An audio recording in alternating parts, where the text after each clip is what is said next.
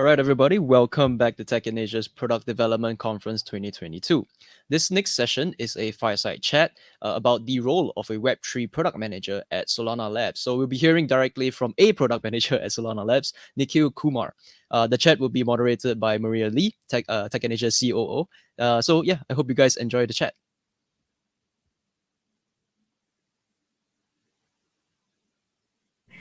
Hi, everyone. Thanks so much for tuning into our conversation today about the role of a Web3 product manager.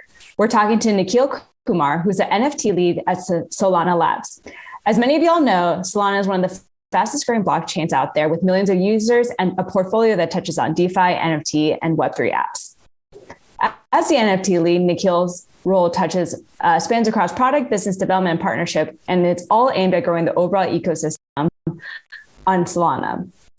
Prior to joining Solana Labs, Nikhil worked at Palantir and Corsair in product BD and partnerships. So I'm really looking forward to speaking to him more about some of the similarities and differences between what it means to be a product manager in the Web 2 versus a Web 3 context. Hey, Nikhil, welcome. Hi, how's it going? Thanks so much for joining us today. My pleasure. Excited to chat with you. Nice. Okay, so today's session is obviously about, what does it really mean to be a product manager in the Web3 context? So maybe let's just start there. Can you tell us what your day-to-day job is like, and how would you define the PM role in Solana Labs? Yeah. So being at Solana Labs, I'm focused on helping grow the ecosystem for Solana. And we are positioned at the sort of L1 layer, right? The same layer of infrastructure as an Ethereum or any of the other sort of foundational pieces of blockchain infrastructure. So I think the way that I have to approach my role is different than how a PM might approach their role if they were building an application, like a single product or single application with a range of products. In some ways, we have to think of ourselves more like laying the foundation for an economy. We have to think about creating a good environment for applications to be built, for businesses to grow. And, in some ways, it's more helpful for us to think about how we can build roads and bridges and tunnels than to build the buildings themselves. So I think in my day-to-day, my role looks a lot more hybridized than a typical product manager might look. While product managers are often on the phone talking to customers and thinking about really understanding the markets that they're building in, I think I probably have to spend even more time doing things that might feel like business development work. I'm spending a mix of time between speaking to folks externally who are looking to build on Solana, teams that are already building and, might either need connections or might need connections to other teams who are building, or might need some pointers on, how to be more effective with what they're already doing. And then I also, of course, have to speak internally with engineers and other folks on BD to try to, kind of push forward the things that we are taking on ourselves first party. So there's quite a range of work to be done. And a lot of times, the lines are blurred between what might look like other, more traditional jobs in maybe application-based companies or even Web 2. Yeah, absolutely. So, some of the stuff that you mentioned, such as, talking to a mix of like external, internal folks and like looking at the overall roadmap is very core to any product manager job, of course. But then some of the other stuff was a little bit more meta, right? So, because it's you're building out the functionality for Solana in and of itself, but then also helping ecosystem builders figure out their roadmap and how it might align to Solana as well. That's right. Yeah. Our goal is usually to help empower others to build businesses first, right? Rather than us jumping in and doing it first party. So from like a success factor point of view, like, are there certain outcomes or like metrics that you're tracking yourself, or like for the overall Solana Labs team in terms of like, okay, you guys are like effectively moving the ecosystem, growing the ecosystem? Yeah, there are. I'll share a couple of them with the, humility to say, like, our ability to impact those individual metrics sometimes, or our understanding of our impact of those individual metrics is sometimes confounded by all sorts of things like market conditions and the work of others who are building. So we do track things like number of unique wallet addresses over time, and we might try to associate those with individual programs, which is what we call smart contracts. So, we might say, for example, what number of new wallets in the ecosystem STEPN driving, or Magic Eden, or, name another consumer application or DeFi protocol. We might try to look at, whether we put any effort and involvement behind any of these projects at various points in time, and see if those interventions led to noticeable changes. But with that said, there are many confounding factors there. And I think metrics driven decision making is still early in this space, partly because the infrastructure for gathering metrics is different, right? There's new data pipelines that have to be created, new ways of indexing blockchain data. And on Solana, indexing the Solana blockchain means you have to, interact with a ton of information, ton of data, a lot more than other comparable blockchains. So, the guts to be able to then make really well-informed data-driven decisions is like, it's just getting there. So we do some, and we also have to, try to do our best to be rigorous about qualitative signal. Okay, nice. All right. So you mentioned that sometimes your role at the moment also extends to that of a BD. And I think elaborating more, it sounds like, you're looking for interesting applications or whatever projects out there, and also working to bring them onto Solana. Can you share what like the life cycle of one of those projects or conversations looks like? Yeah, for sure. So I think we always are looking for how we can kind of achieve maximum leverage of our small team here. Solana Labs isn't very big. Most of the folks at Labs are core engineers. So the BD team's even smaller. Let's say there's 70 people at Solana Labs or so, maybe 10 to 15 are BD. I don't know, actually, even, if that might be overshooting it. And so when we have conversations with folks looking to build, we're often looking to find teams that are themselves creating leverage. Are they going to be creating channels that onboard the next million, 10 million, 100 million users, or 100,000, 500,000 million developers, right? So we find ourselves gravitating towards projects on the developer side that, are maybe focused on education, or focused on helping developers have an easier time building. That might be tooling projects that start to make it, make the bar lower from getting from idea to execution for developers. And then on the project side, we love when teams that we work with go off and onboard, creative folks, influencers, like brands, whomever, rather than doing one-off partnerships with projects with good IP or projects with a cool idea. That's we some other blockchains spend a lot of time and money, kind of going project by project and supporting each of them. Certainly understandable strategy. I think what we are most excited about is helping empower other organizations, whether it's dev shops, creative agencies, platforms, sort of ecosystems in and of themselves that are able to handle bringing on brands, bringing on creatives and artists, et cetera. Right. Okay. So looking for those super high leverage points. Cool. So maybe if you're in this hybrid role because obviously you're at Solana, maybe if we took a step out and then looked at like a more, well, I guess traditional is not the right word, but a more classic PM role in a different Web3 company, what does that scope usually entail of for folks who are tuning in? Yeah, good question. Let's maybe use Magic Eden as an example. Magic Eden is the premier NFT marketplace on Solana. They've been growing incredibly fast for the last 6 months or so. and are now, often number one in the entire Web3 space in daily number of transactions or volume, right? So while Magic Eden is obviously a Web3 company, an NFT marketplace, how could you be any more Web3 than that? In some ways, the PM role there will look a lot more like a PM role in, an Instagram or something like that, right?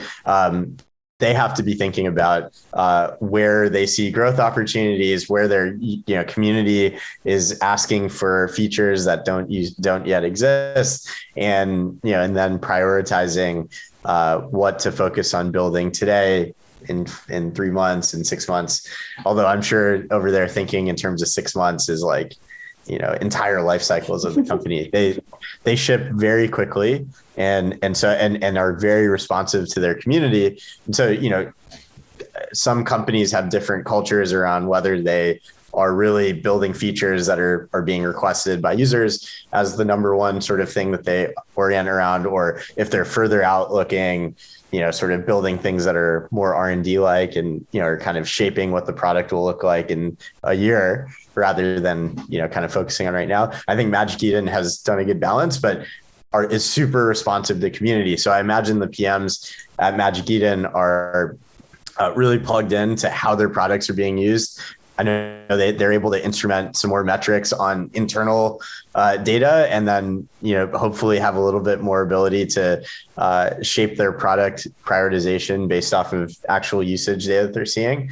And then they of course have to stay up on trends. Like they're investing a lot in gaming. Gaming hasn't yet taken off in the way that we all anticipate it will in the future, since gaming cycles are a little longer. They're laying the infrastructure right now to get ready for gaming specific features in the future. So a PM role at a company like a Magic Eden will feel a lot more similar to a Web2 PM role. So if you're listening and are thinking about where to get started, if you have traditional product management experience shipping consumer products and features, a consumer-facing company like Magic Eden might feel similar, or a Step-In might feel similar.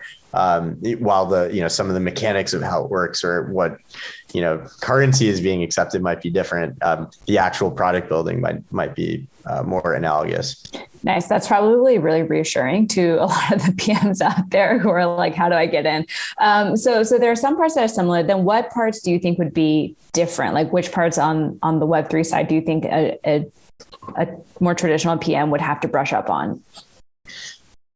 It depends on the product, right? It depends on whether you are building out a sort of new token economy for your product, or if you're essentially just collecting revenue. If you're essentially just selling something and collecting revenue, it doesn't really matter what currency the product is denominated in.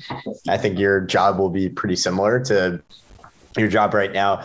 If you're like launching a token and then thinking about how to sort of make that token valuable, I think that's where there could be quite a lot of difference. And I don't have the answers on the way that you for sure make your token economy design, robust, right? It's the same way that macroeconomists have been struggling to really nail down the way that macroeconomics works, for a nation or for the whole globe.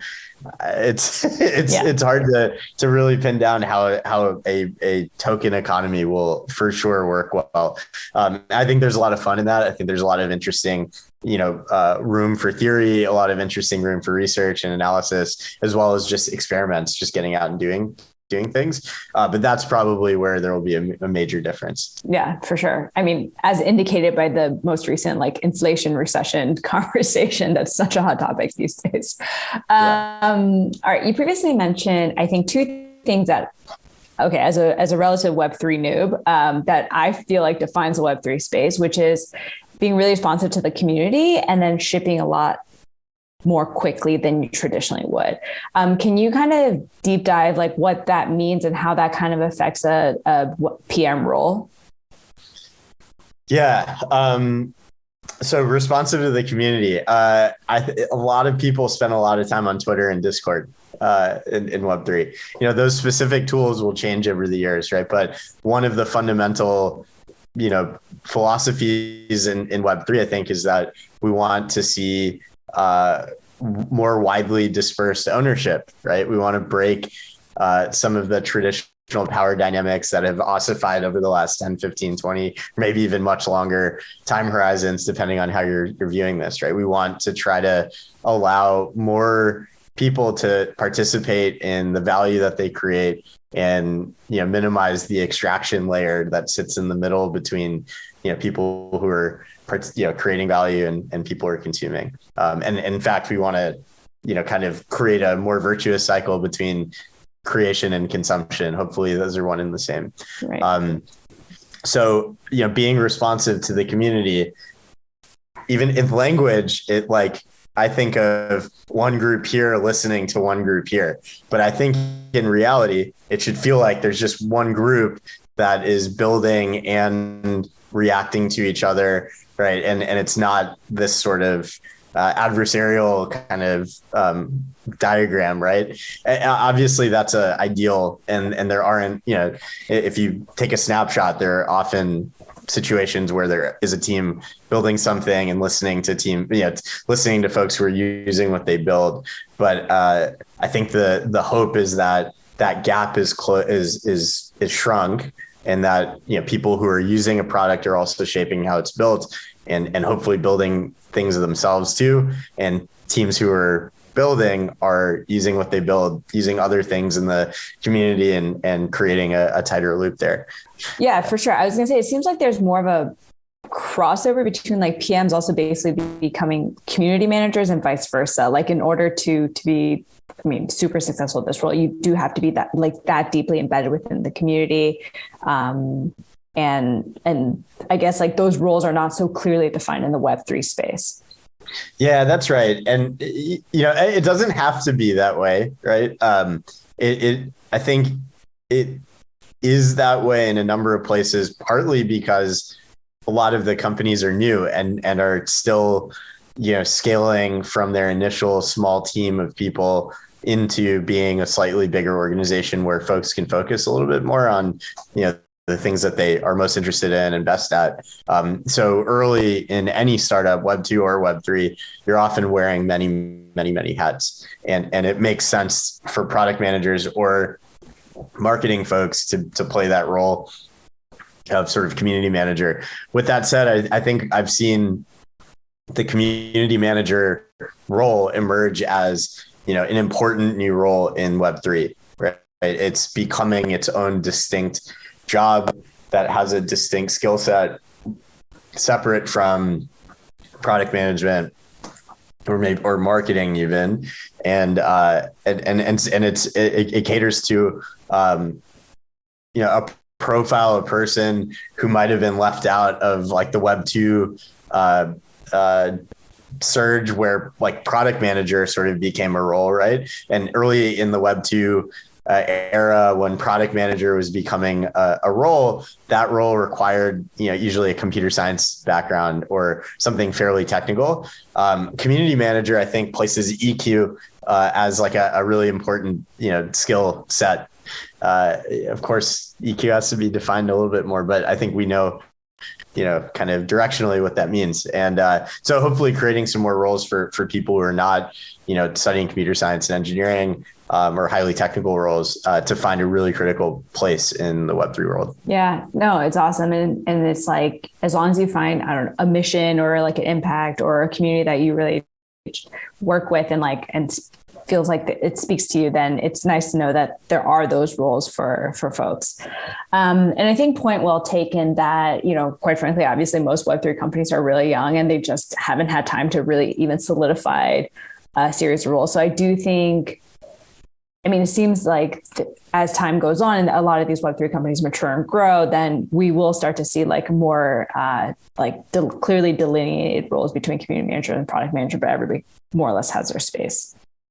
Yeah, I would imagine so, or at least, companies will be intentional about defining those roles in a way that matches their culture. So you'll just see a wide range of options. Some companies will have product managers that look like Web2 product managers and community managers and marketing folks, product marketing managers, et cetera. Some places might intentionally blur those lines a bit more. And I think you'll just see a wide variety of options out there if you're looking for a place to go and join. Yeah, super cool. All right. The second point is shipping faster. And I like so many people are like, oh man, a month in Web3 is like a year anywhere else. So can you talk about maybe A, is that true? B, what does it feel like? And C, how does anybody keep up with those types of cycles? It's true. The proof is in the gray hairs in my beard. I guess, yeah, my friends are like, those aren't gray, those are white, just white hairs everywhere now. No, look, to be fair, startups often are fast. And I remember when I was at Coursera in 2013, in the very early days of the EdTech, emergence of EdTech, it felt like we were doing a whole lot in a very short period of time. I spent like less than 2 years there, but it felt like 5. We got a lot done in that period of time. With that said, there is something different about Web3.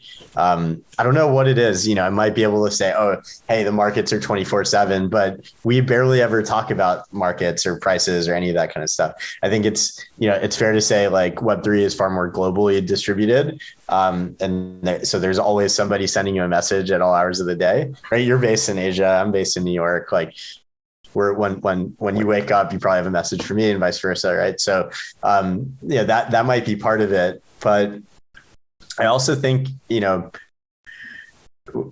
people say we're early a lot, and it really does feel true. I find myself saying that often as well. And the way that plays out to me is that we're still building core infrastructure. I mentioned like we have to rebuild data pipelines. Like that's just one little bit of the whole stack of software tools that we got used to in Web 2 that need to be reimagined a bit. So every time one of these tools comes online and comes into play, tons of people are like, all right, how can I go put this to use? Right. And so lots of people are paying attention.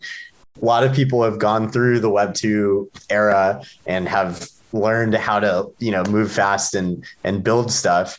And new tools are coming into the ecosystems, constantly. And so every time that comes into play, there's this whole new set of things that you could do with the tools that are around. So people are just having a blast, like hacking away, coming up with prototypes left and right. A few months ago, the money flowing into this world was absolutely insane. Now that the markets have cooled off, like I hope that some of the bad ideas that were getting funded are off to the side and people can focus on things that have a little bit more obvious need. But I don't think that any of the builders are dissuaded by the market conditions. Instead, they're all still here looking to build things. They're just going to build things that are a little bit more useful for everybody, I think. Yeah, definitely. I mean, obviously, anytime markets are overhyped and overheating, the true builders, like they are actually looking for things to cool off a little bit so they can get down to work. Yeah. All right. For a product manager, what do you think some of the biggest challenges are in this role? So earlier you mentioned like data, right? And just like having enough like data to make decisions off of. Obviously, PMs are usually thrive based on data and then prioritizing and then whatever. So maybe if you can share more about data and then any other challenges that you're seeing. Yeah, data has been number one. It's hard to get. Not only is it hard to get the richness of data that you would normally have at your fingertips in a Web 2 role, it's also hard to get like competitive analysis, right, of other blockchains or Web 2 companies that might be thought of as competition, for the same reason. So, I think we've talked about data a decent amount. Like it's nascent, it's getting better, but it's not the same. So there are opportunities there if you're listening to this and want to build something to build better data tooling. This is more subtle maybe, but like it's still a very engineering driven world, at least at the like L1 level. A lot of what needs to get built is like super technical protocol level stuff, making the network more resilient, more performant, et cetera. So in some ways it's important to like know how to get out of the way. But what I find myself doing sometimes is getting out of the way maybe too much, right? Like as somebody who's not a computer scientist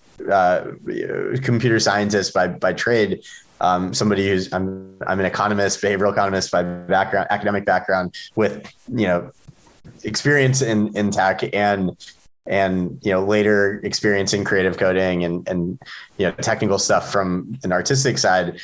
I often, when working with core engineers, defer to their judgment as first order, which I think is, generally good. And then I think I always have to find the right balance between, adding a sort of like coordination layer, like basically playing a role of, hey, let me help set some deadlines. Let me help with go to market. Let me help with, getting feedback from folks in the ecosystem who might use this in a way that's useful for you guys. It's important to find that right balance while still letting them move as fast and as sort of technically as they're capable of. Interesting. Did you find this tension when you were a BD or a PM at Palantir or Coursera, or do you think it's like kind of a uniquely what's happening at Solana because you're so like early on in the infrastructure phase? Yeah, there's always a bit of it, right? I mean, I think I'm always, I've always been careful to allow engineers to do like the kind of special stuff that they do, right? Like at a software company, your engineers are building the atomic level work, right? They're building the software that ends up getting used. And I don't think it's helpful to like create too much of a hierarchy or, place too much value or too little value on different roles. Everybody is part of the team. But, if the goal is to how do you help everybody do their best work, sometimes it's important to allow engineers just to have big blocks of time uninterrupted, shield them from calls and distractions and stuff like that. So I've always been aware of that in other software roles. But I think at Coursera, ultimately we were building an education software platform, and I understood the vast majority of the pieces there. At Palantir, we were building a data management platform, essentially like a GitHub for data. And while at Palantir, some of the bits ended up becoming quite technical at the foundational level, I understood, again, a good chunk of what was being built. At Solana Labs, I think a lot of the efficiencies that could be found lie at like the validator software level. And I am just scratching the surface and really understanding that, right? So I think it's harder for me here to say, look, I've got actual feature level suggestions for improvements to the validator software. Instead, I think it's often more important for me to take a step back, allow folks to work their magic, and then find places where they really need my help in coordinating or getting input from folks on the outside. I feel like every engineer watching right now is like, Nikhil, I need Nikhil to be my PM. Like, shield me from the stuff. Like, I need you. Yeah. Okay, good enough for all PMs out there. Okay, let's talk maybe a bit more about career advice and career journey. I actually probably should have started here. My bad, honestly. Can you tell us how you got into Solana Labs, how you got interested in Web3, and what was your own career path? I went to undergrad at Wharton, business school, studied behavioral econ, public policy. And after undergrad, I joined Teach for America and taught high school economics and statistics. I spent a lot of my undergrad time outside of the classroom in West Philadelphia, working on things like access to healthy food through a nonprofit called the Urban Nutrition Initiative.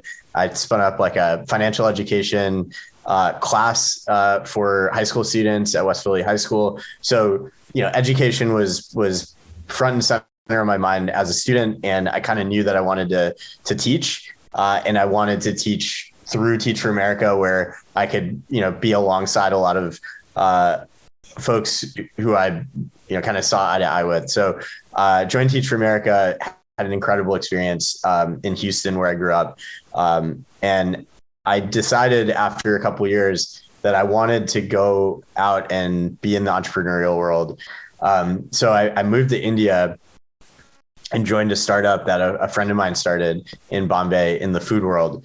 I lived in India for about a year and worked at that startup. And also, on the personal, I'm Indian, got to experience India in a different light and did some traveling and stuff there.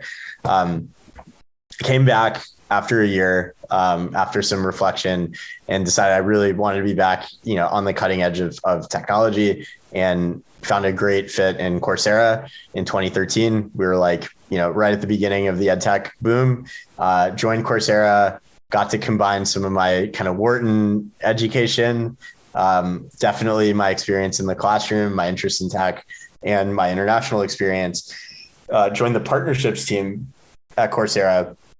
But that was before we even had a product team there. So from within the partnerships team, I ended up working closely with engineering on what we called the future learning experience team, the Flex team.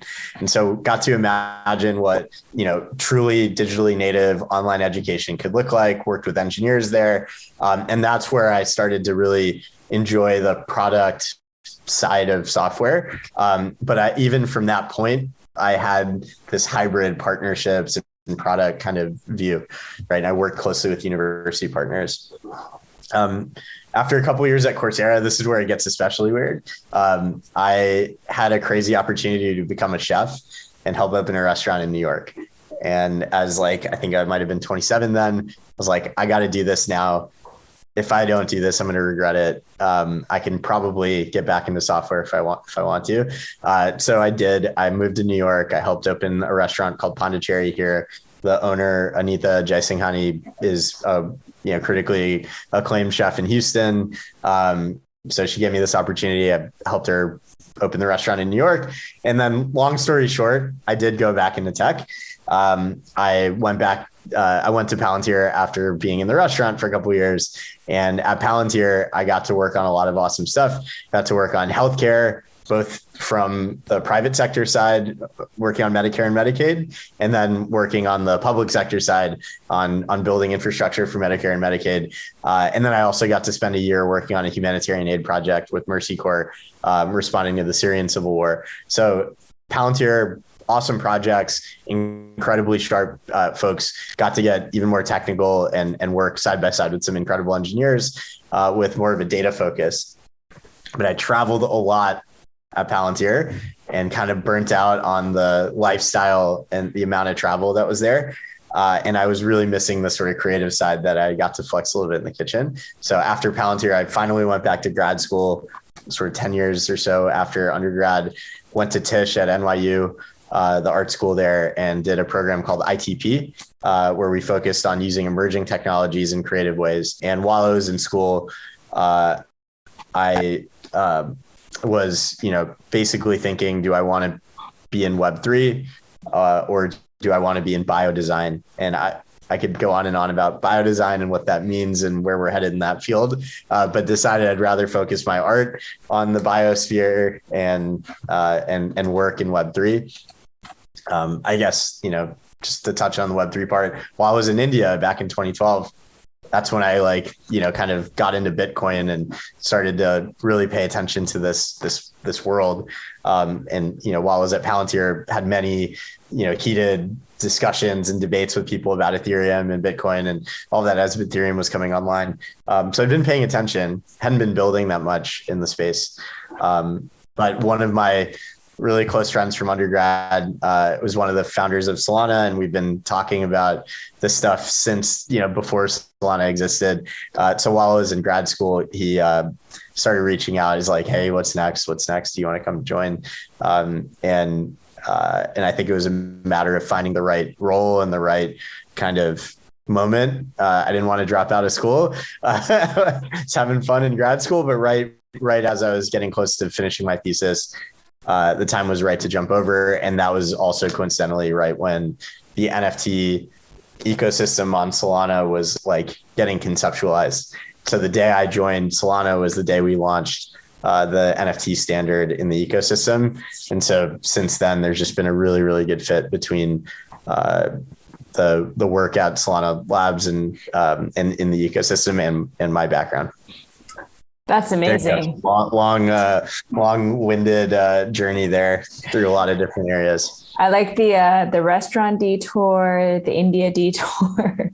I mean, none of these are detours; they're all experiences, obviously. So, that's amazing. So and I think at this point, it kind of does typify like people who are coming into the Web3 space is just people who have an interest or a connection and have been thinking about it or talking about it for a while and have just decided to actually like take the plunge and go full time. So for those who are maybe going about this in a more structured way, and they're like, I definitely want, I'm a PM now, or I want to get into PM, or I want to get into Web3. Where do you think they should start? How do you think they start evaluating the different opportunities? I mean, as you say, they could consider like blockchain, they consider individual products and companies. Yeah. The same advice that I gave people like 7 years ago who were interested in startups, right? When we just, hey, I want to work at a startup. I'm at, McKinsey or something. I want to work at a startup. Similar advice I would give to folks like that now is go and try to build something on the side. Like go and try to do something for fun on the weekend. Give yourself 48 hours to build a prototype of something. It could even be design mocks initially.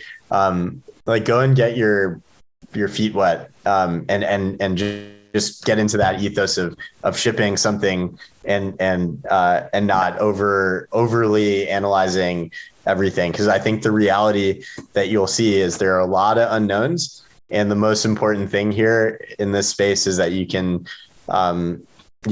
jump into the unknown and find enough signal in all of the fog to, build towards.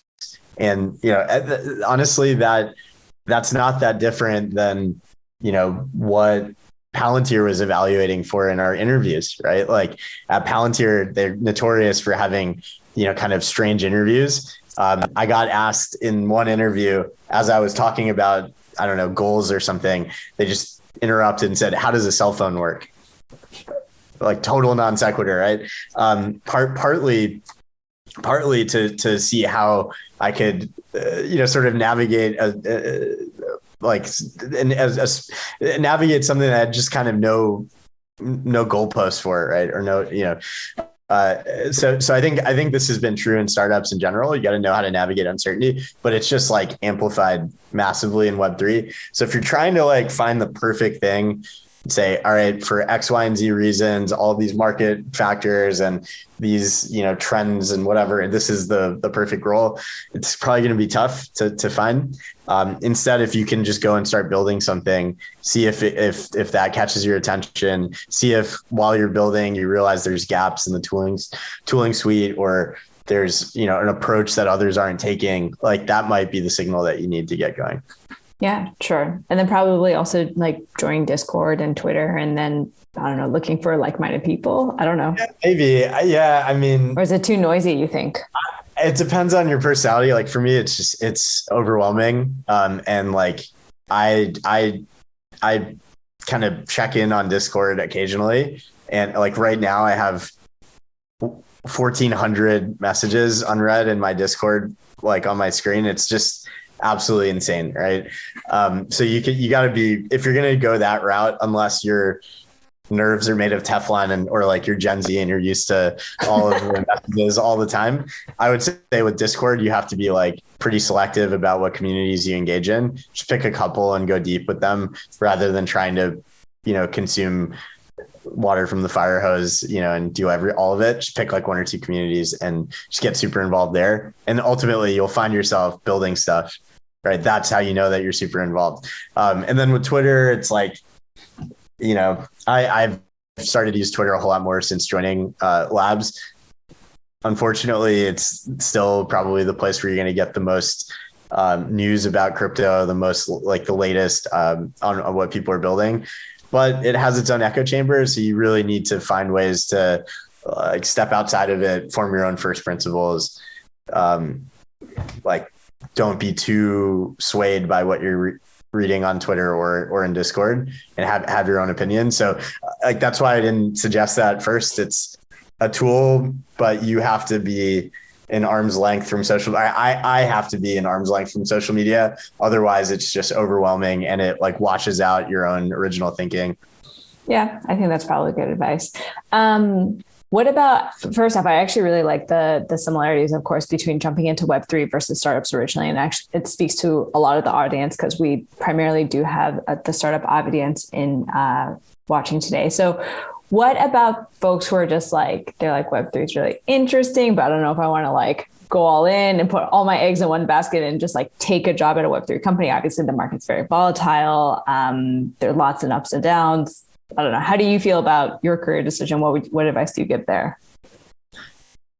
My general approach to life is like, be led by curiosity, reflect a lot, like find things that at a meta level translate across like anything you're doing, whether it's even, work or not work. Like try to understand, kind of systems and how they work.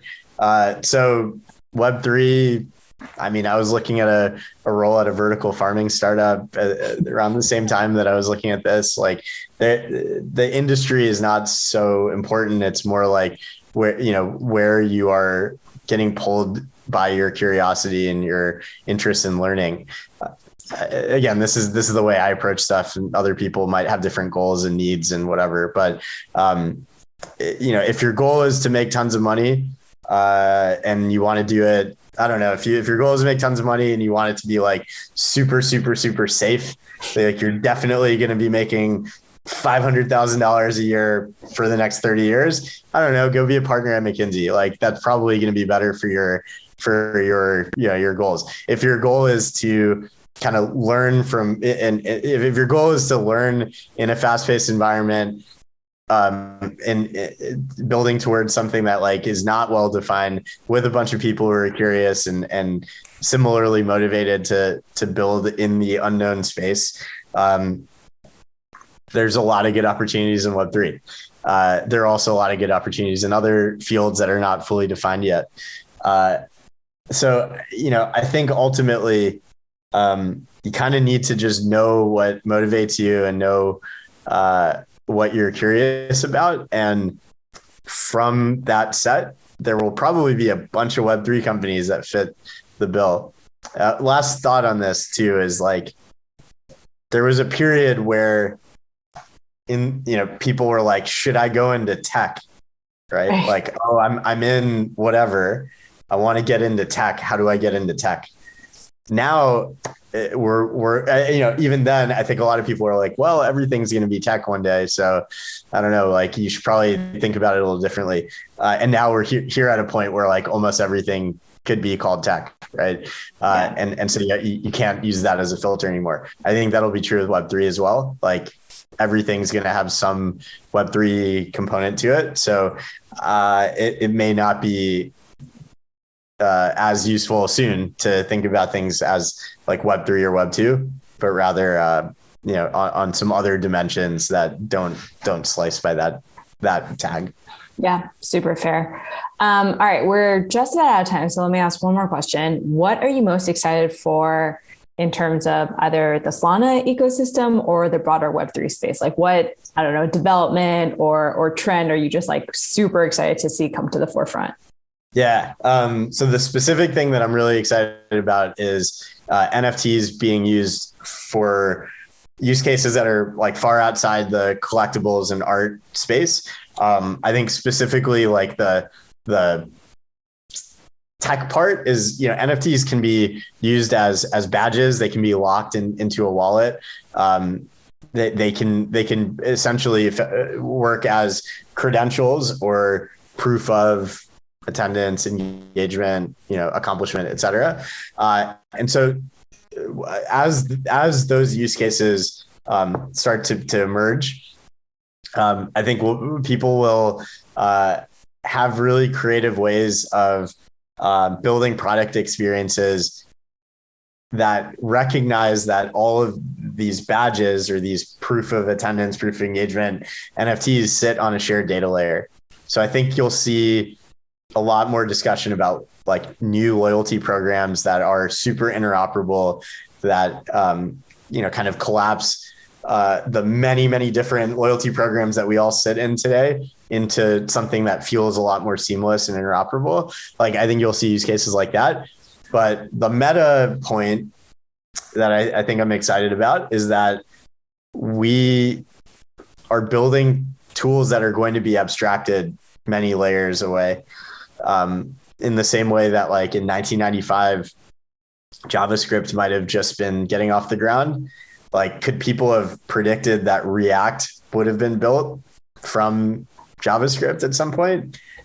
No, probably not. I mean, they might have been able to predict that there would be abstractions, but React specifically or Facebook or something like that, probably not, right? So I think we are right now building this base layer of tooling. There are going to be abstractions. I don't know what those will look like, and that's super exciting to me.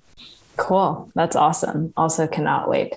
Nikhil, thank you so much for spending the time with us. This was super informational. Thanks for talking about your personal journey. I think really doing an amazing job delineating some of the differences, but then also a lot of the similarities in the PM role. So I think it's just helped, for me at least, like demystify a lot of the role of a PM in a Web3 space. And I bet it has done that for our audience at home as well. Great. Awesome. Thanks so much for inviting me. Yeah, thanks so much. All right, and let's go back to our main stage.